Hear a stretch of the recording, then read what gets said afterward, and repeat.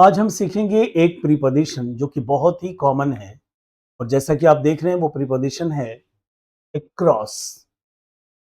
Across के कई मतलब होते हैं। एक मतलब होता है अक्रॉस का इस पार से उस पार। ओके, इसे समझते हैं एग्जाम्पल से।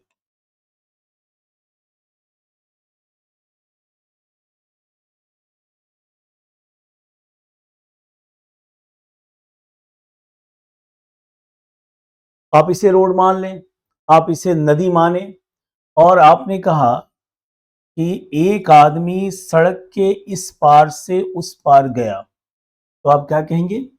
A man went across the road या a man went across the river। Okay, एक तो ये बात हो गई। दूसरा ये है कि अगर आपको कहना है कि this is a river, okay, and there is a house, तो आप कहेंगे कि there is a house across the river। There is a house across the river। That means एक घर है नदी के उस पार। तो एक तो अक्रॉस का मतलब होता है इस तरफ से उस तरफ और दूसरा है उस पार। ओके, अक्रॉस के कई मतलब हैं। एक अक्रॉस का मतलब है टू बी अक्रॉस समथिंग और this is an idiom. It means to be across something, that means to have a good understanding और नॉलेज ऑफ समथिंग। किसी चीज के बारे में एक अच्छी समझ का होना, उसके बारे में ज्ञान का होना कहलाता है to be across something. Okay, और ये ऐसी चीजें होंगी जो कॉम्प्लिकेटेड होंगी। अब इसका इस्तेमाल सेंटेंस में कैसे करेंगे? Example, he is across all the latest developments. He is across all the latest developments.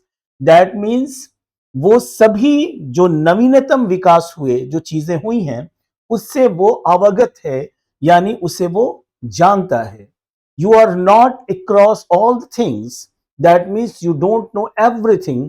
तुम सब कुछ नहीं जानते।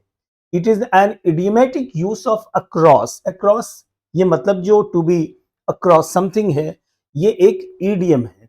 ओके, अक्रॉस का दूसरा भी मतलब होता है और ये जो मतलब होगा वो है कम अक्रॉस।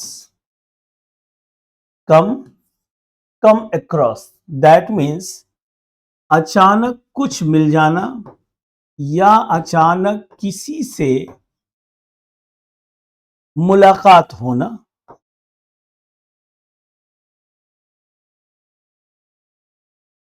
ओके, आप कह सकते हैं एग्जाम्पल कि Ram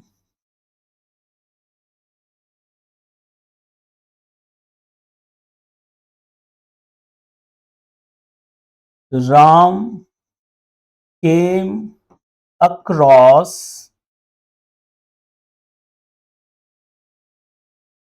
one of his old friends। That means Ram की मुलाकात अचानक हो गई अपने एक पुराने मित्र से। आप ऐसे भी कह सकते हैं कि in Deepavali I came across an old photo of mine. Deepavali में मेरी मुलाकात यानी मैंने पाया अपनी एक पुरानी तस्वीर। तो ये थे कुछ अक्रॉस से जुड़े हुए इडियम्स। इसी तरह के और भी latest developments, you can say latest prepositions की यूज जानने के लिए keep watching my YouTube channel learn English with Shahnawaz sir. That's all for today.